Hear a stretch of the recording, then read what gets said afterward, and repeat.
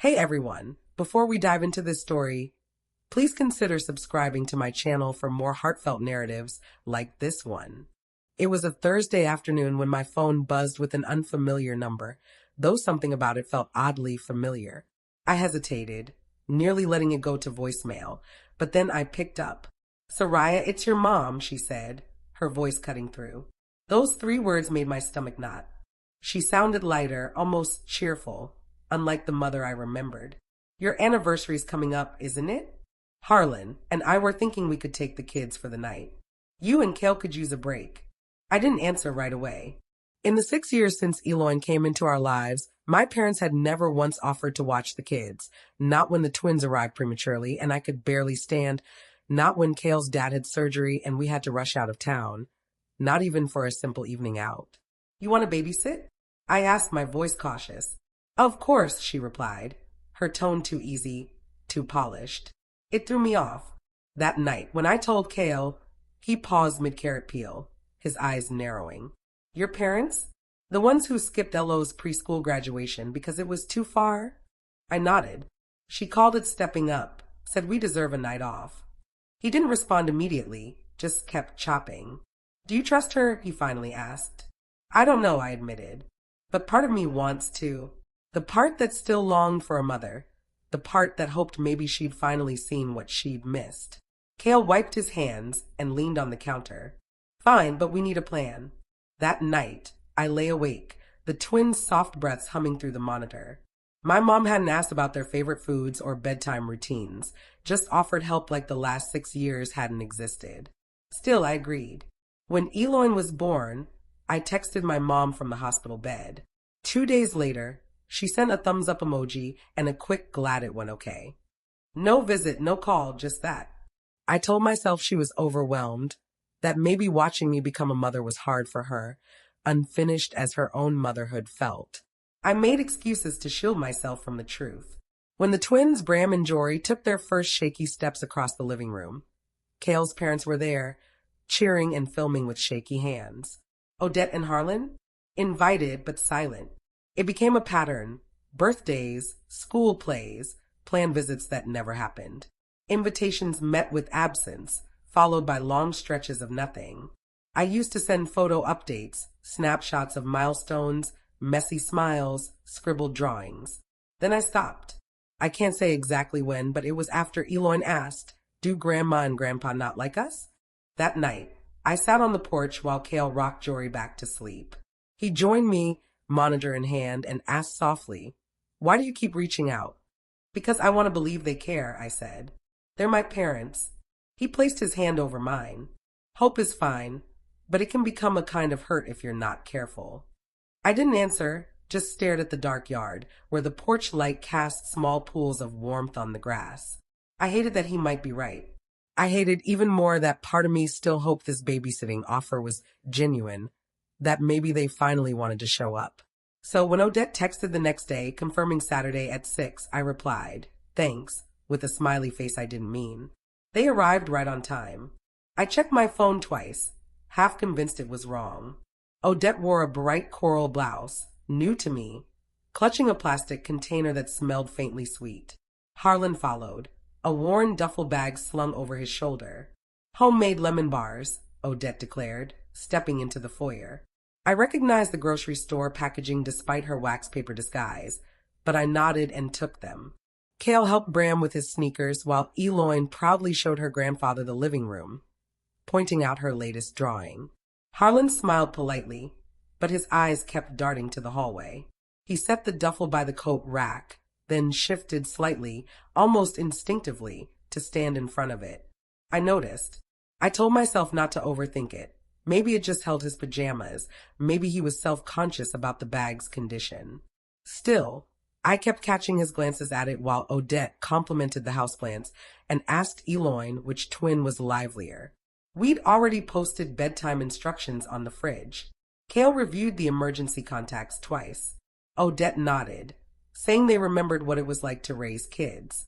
"We raised you, didn't we?" she said with a light laugh, sipping the tea I'd brewed. I smiled, but it felt hollow. Something about Harlan's stance was wrong, too rigid, too alert, like he was guarding something rather than settling in. Cale was zipping his jacket, nudging me toward the door, when Odette said, "Don't worry, we've got this." I glanced back. Harlan's hand rested on the duffel's handle. He didn't move or smile. As we reached the door, Cale noticed the bag still sitting awkwardly in the hallway. "Want me to move this to the guest room?" he asked, already reaching for it. "No," Harlan snapped, louder than needed. He stepped forward, hand outstretched, but Cale had already lifted it. "It's fine," Cale said, startled but calm. Harlan took another step, but Odette grabbed his wrist. "Let it go," she hissed. Cale shot me a look I knew well, steady on the surface, calculating beneath. He set the bag on the bench and unzipped it. Time stopped. Cale froze, shoulders stiff, breath caught like he'd swallow glass.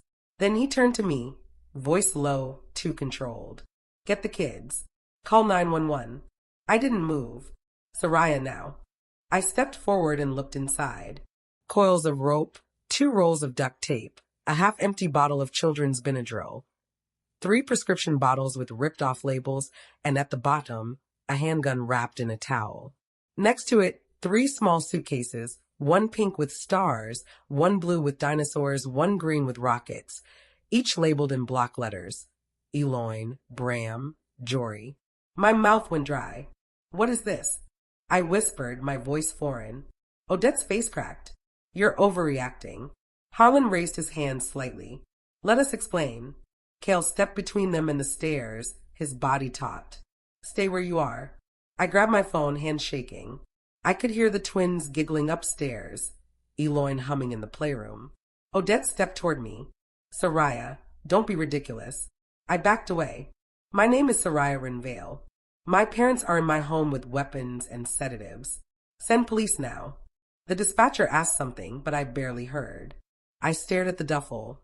So ordinary, so quiet, sitting there all evening, waiting. She asked for my address, the situation, if anyone was hurt. I gave her the details in fragments, my throat tight, words stumbling. She said officers were coming. Harlan moved toward the stairs, toward the kids. Cale blocked him, arms out. "Don't," he said. "Not another step." Harlan froze, his face shifting. Not startled anymore, but cold, calculating. "You don't get what we're doing."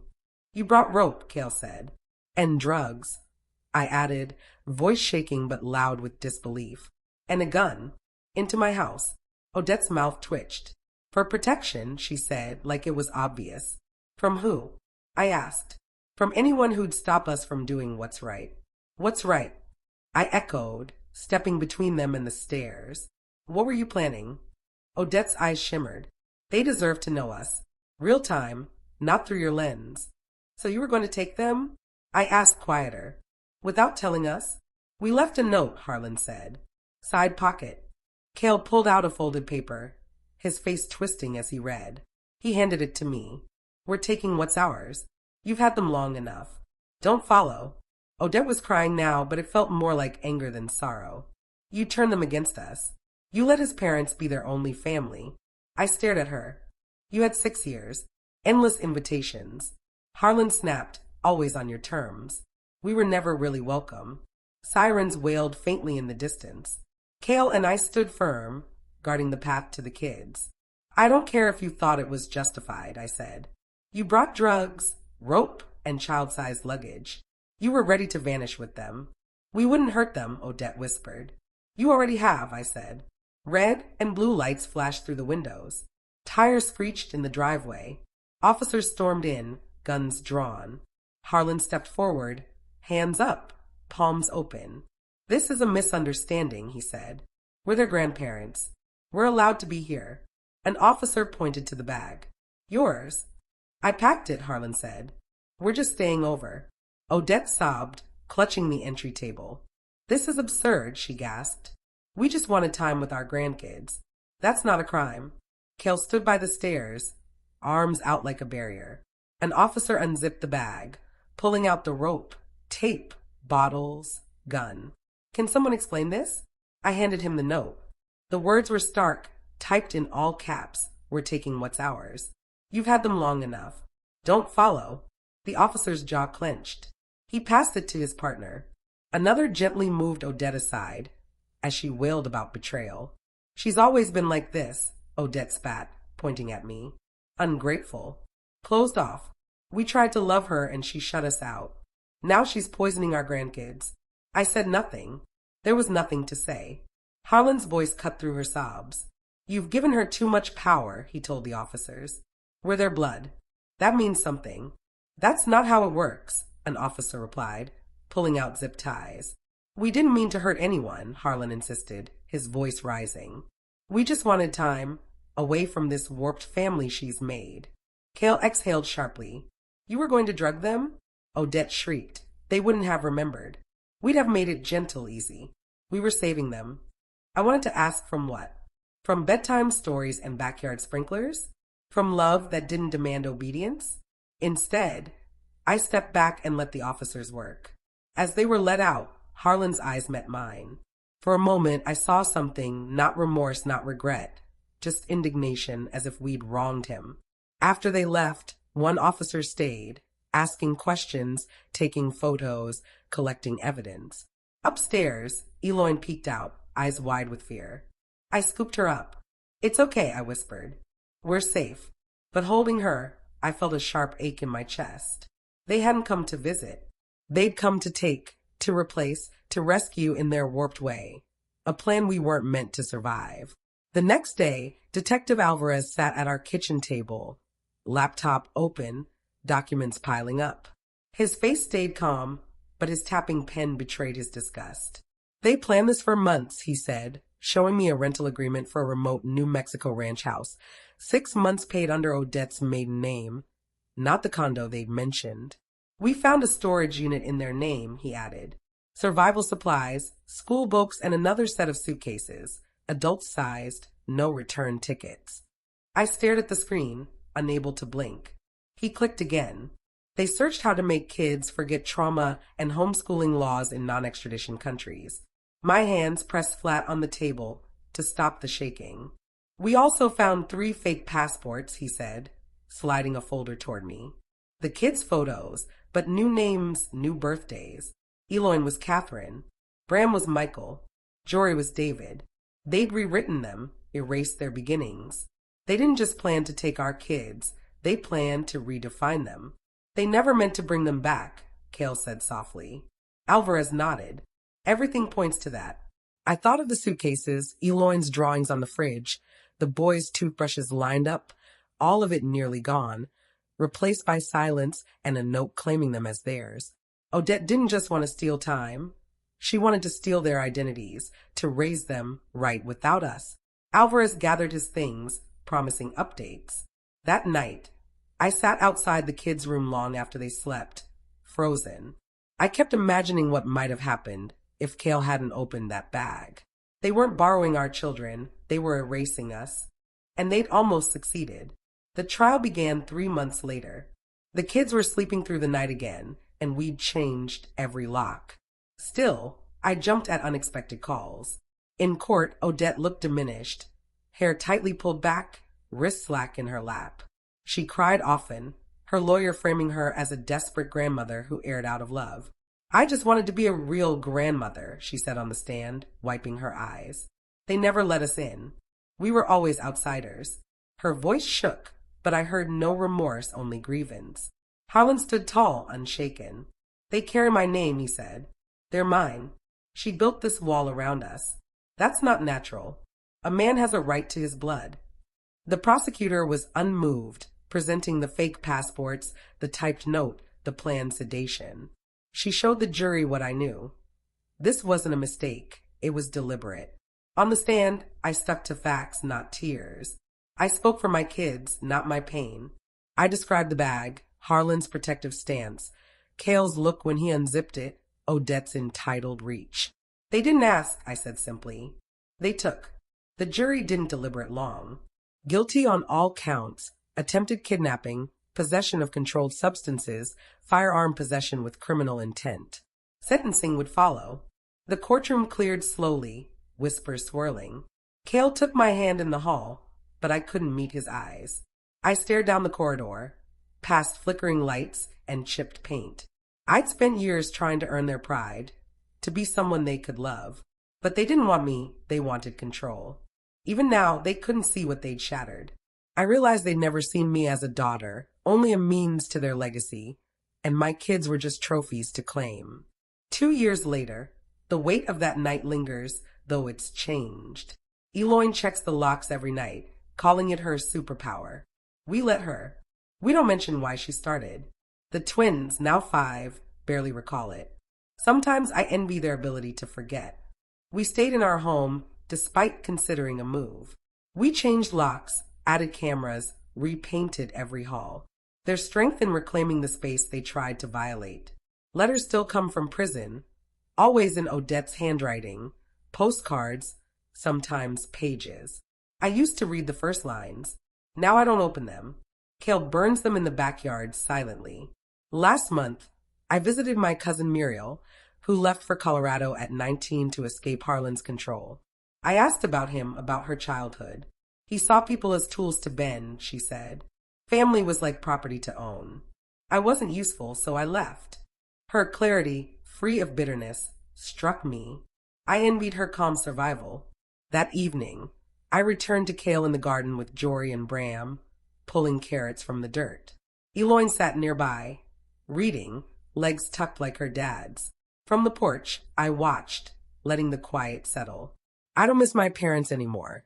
Just the idea of them, the hope they'd see me beyond their own reflection, choosing love over legacy. They didn't. I'm learning to live with that. Some stories end in flames, others in silence, letters unopened, names unspoken. We don't dress up or make reservations now. Our anniversary isn't champagne or candles. It's pancakes, quiet walks, and 3 kids piling into our bed by noon. Cale calls it our family anchor day. I see it as the day we recalled what matters and what doesn't. This morning, Bram cracked eggs, spilling shells. Jory carried the juice pitcher, soaking his socks. Eloyne sketched our backyard in the sunroom, drawing us holding hands, trees towering over the house. I sat with her as she colored the sky. She didn't mention my parents. She hasn't in ages. I still think of that bag, so unassuming, like a gift by the door, holding the truth. Evil doesn't always shout. It can arrive early, smiling, with lemon bars and promises. Eloyne looked up as she colored. Do you like it? She asked. I did. I loved it, not for its perfection, but because it was hers. Later, we planted a fig tree. The twins named it Captain, for reasons only they know. It's growing, stubborn, green, alive. That's what this day is now. Not just a marriage milestone, but a celebration of presence, of choosing daily to protect what we have.